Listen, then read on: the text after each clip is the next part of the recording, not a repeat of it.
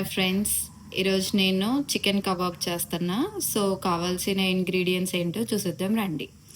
So నేను ఏమేమి తీసుకున్నా అంటే cornflour, turmeric, salt, oregano, kasuri methi, chicken masala and chilli powder, కొంచెం కొత్తిమీర and chicken, lemon, chilli flakes and onion and chilli తీసుకున్నాను.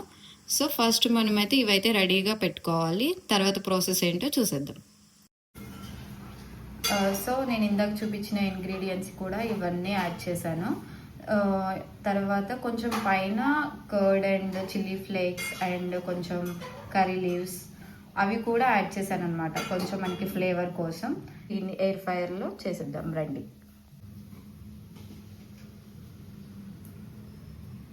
ఇలా అంతా మ్యారినేట్ చేసిన తర్వాత నేను దీన్ని ఎయిర్ ఫ్రైయర్లో పెడతాను.